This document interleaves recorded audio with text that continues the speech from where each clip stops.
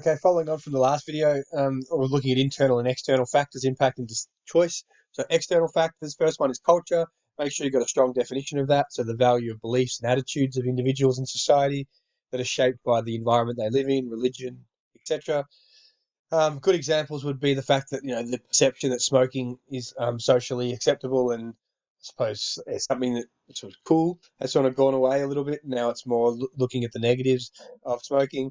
Not eating meat on Good Friday is another example of how culture influences consumer behaviour. I'm sure you can think of plenty of other examples there as well.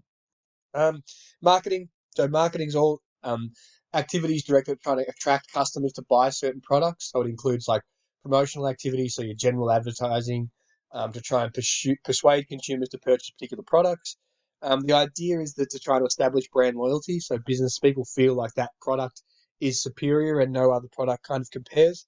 Um, an example would be sort of Apple's advertising to make it clear that Apple is a premium product to try and establish brand loyalty and achieve a more inelastic demand so people will buy products even when the price increases. And lastly, the government. The government intervenes through a range of positive and negative incentives through taxes and subsidies mainly, or laws to try and influence consumer behaviour. Are some key examples. So, e.g., laws for taxes on alcohol and cigarettes and things like that. All right, so this is a question I want to slow down a little bit on and just talk about this idea of positive and negative incentives, because I've seen quite a few answers that aren't quite sort of touching on what this actually means. So, how can the government provide positive and negative incentives to make housing more affordable, to prevent climate change, to address some of the issues of an aging population? First thing, it's really important to recognise that positive incentives are basically just rewards that encourage certain behaviour. Okay, whereas negative incentives are punishments or sanctions that deter certain types of behaviour. So when you're talking about, for example, like to prevent an aging population, or sorry, to solve some of the issues with an aging population, increasing immigration is a way to tackle that, but it's not really an incentive. We're not providing people a reward, and it's not providing people a punishment. We're just thinking of a way to solve it. You get asked for incentives. You've got to think of positives and negative incentives that they can give to people to try and solve the issue. So, for example, with housing being more affordable, a positive incentive would be giving people a first homeowners grant. Giving them money is a positive incentive to say, here's some money that'll help you to purchase a house. Whereas a negative incentive would to say increase taxes on foreign investors. So putting a negative incentive for them to purchase property. You have to pay a tax now every time you buy an Australian house. That will reduce the demand for property and make it more affordable. So when you're talking about your incentives, make sure you explain how they work. So subsidies will help reduce firms, encourage people to demand, if it's a first home owners grant, to demand property. Taxes will deter demand and make them less demand and make them more affordable. We're talking about climate change. Your negative incentive would be a carbon tax. That will increase firms' costs of production because they have to pay the tax, and then they're more likely to invest in more renewable sources, which are cheaper. Um, so that would be things like, um, so we encourage them to invest in like solar and wind and things like that. A positive incentive could be subsidies to producers to use renewable energy, which will help to lower their cost of production and encourage them to use more renewable energy sources. So you can see there's an actual positive or negative incentive there by providing money or making people pay money or a tax to do something. For the aging population, a negative incentive would be increasing the pension age. That's a negative incentive because we're saying we're not going to pay you money or give you a pension until you're older. That's a negative incentive discouraging or encouraging people to work longer. Childcare subsidies for parents would be a positive incentive because they're saying here's some funds which will help you to put your kids into childcare, which then you can get back to work and increase the size of the labour force. Okay, making housing more affordable. I'm not going to go into those here because I've talked about them before. Um, the sharing economy. We'll touch on this in class as well, so I'll skip that for now. Chapter 2, Part 2. So looking at traditional views of businesses, positive and negative incentives again, which we'll focus on. Changing consumer behavior, business behavior. So focusing more on sustainability and community involvement. So there's been an increased push for all of these things. How technology impacts businesses and strategies firms use to maximize their profits. The first thing I want to touch on, this is a question, I think it's in the first practice test, it might be the second one, that people are finding particularly tricky. So I just want to touch on this question and explain some of the details. So the Fair Work Commission announced that penalty rates paid in retail, fast food, and hospitality will be reduced So basically what that means is that you won't get like time and a half or double time on a Sunday. Um, so they'll just be paying their workers normal rates as opposed to more than what they have to, which is good for businesses because they want to keep their production costs down. So the question is, referring to incentives, explain how businesses may respond to this change. Okay, so essentially the lower wages is then an incentive for them because it's a positive thing for them, which will help to reduce their production costs. So how might they respond? How might businesses respond to the fact that they have to pay their workers as much? Well, businesses may respond. There might be an incentive for them to hire more workers because they're not going to pay as much for each individual worker, or they might be willing to hire people, increase people's hours on the weekdays because it's not going to cost them as much. So those of you that work in retail would know that without penalty rates, they might be more inclined to hire you on the weekends because it's not going to cost them as much. So because producers are profit motivated, the lower costs provide an incentive for them to hire more labour or for them to increase the hours of workers. So that's what that question's all about. Secondly, basically Colgate's sales of its laundry detergent business resulted in jobs being lost in Australia. Suggest a positive incentive the government could implement to affect production costs and profits to help prevent businesses such as businesses going offshore like Colgate. Okay, so basically the government could subsidise to encourage businesses such as Colgate to employ people. That'll lower their production costs and improve their profit margins. This could act as an incentive not to sell the business and will encourage them to continue production and allocate more resources to making laundry detergent. So making it clear that the positive incentive is the subsidy, which allows them to reduce their production costs, which will mean they're more likely to stay in Australia. Is your incentive there? Okay, just with these three topics, these are examples of strategies used by businesses. I just want to touch on some of the things related to each of them people are struggling with. First of all, the last one's legal, the first two are illegal. If you get asked to explain the difference between these two, predatory pricing doesn't have to involve two companies. You can do it by yourself. Basically, what it means is firms deliberately lower their prices with the direct intent to get rid of their competition and then raise their prices once again once they've eliminated their competition. It can be done in isolation. It doesn't need to be done with other businesses, whereas collusion involves direct communication between businesses. So it generally includes increasing prices or limiting output. So examples would be when firms decide to restrict their output in order to raise prices and make more money.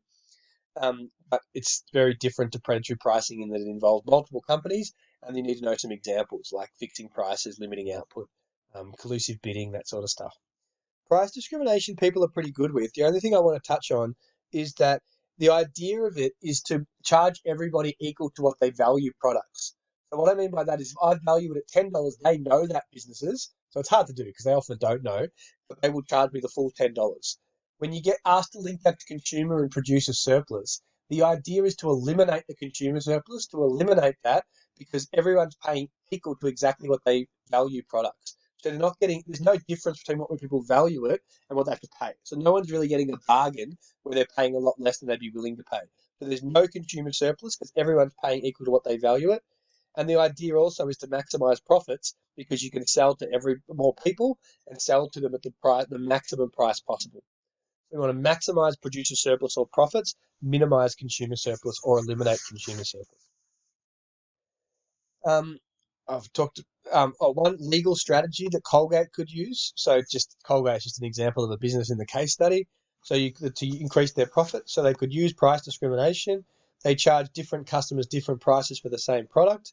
Helps to maximize revenue because higher value customers pay more, and low value customers will charge lower prices, but you can still sell to them. And assuming you're still meeting your cost of production, you make profit by selling to them as well. All right, positive and negative incentives. This one's talking about from a business perspective. So how can we use positive and negative incentives to influence consumer behaviour, to encourage investment in research and development, and to shift resources away from uncompetitive areas? Two separate ones. In terms of shifting resources away from uncompetitive areas, that's the same thing as encouraging us to shift resources to areas of comparative advantage. So like moving away from cars and shifting into mining or something like that. Define what they both mean. So positive incentives are carrots or rewards that motivate certain behaviour, where negative incentives are things that punish, penalise or sanction people for people like behaving a certain way. So To encourage Right? So to encourage investment in research and development, they can offer a positive incentive like a patent. Now that's a positive incentive because that gives people exclusive rights that if they come up with a good idea, they get sole access to that good idea. Nobody can steal their idea. They get all the profits from that idea. Another one would be tax concessions, where they don't have to pay as much tax if they invest in new ideas. Okay. In terms of shifting resources away from uncompetitive areas, the government could lower tariffs on foreign products, which will reduce the price of foreign products, and then make us shift our. We'll be less competitive, so we'll have to shift resources to areas where we're more efficient. Other things you could talk about is removing subsidies as a negative incentive. So we remove subsidies for domestic businesses, then they're not getting financial support anymore. They may not be able to compete, and they may shift resources out of that area because they're not profitable. Positive and negative incentives for housing affordability we've kind of touched on, so I'll skip that now. For climate change, again, the carbon tax is a negative, the subsidies. Make sure to explain these properly. So that the carbon tax increases firms' cost of production, reduces profitability, and encourages resources to shift out of non-renewable energy. Whereas the subsidy reduces firms' cost of production, makes it cheaper to use renewable energy, and encourages us to use renewable energy because it's cheaper. Okay, shifting resource to areas of comparative advantage, which I talked about before. Positive, negative incentive could be removing subsidies for local businesses. So that'll increase their cost of production, make them less competitive, and force them to shift resources elsewhere. A positive incentive could be subsidising areas where we do have a competitive advantage, so providing subsidies to mining so they become even more competitive against foreign firms. All right, this question, another question about Colgate. These are all from the same sack. So business has evolved beyond profit maximization, and now they're focusing on sustainability, community involvement, and gender equality, innovation, research, and development. Choose two of the following and explain how they could use them to address their profits and improve their reputation. So one way is they could be more sustainable by reducing their carbon footprint. They could reduce the amount of plastic they use and use cleaner packaging instead. If you're linking that to their profits, the idea is that hopefully their shareholders and their customers see that as a good sign, and they're more likely to buy their products on the back of them becoming more sustainable.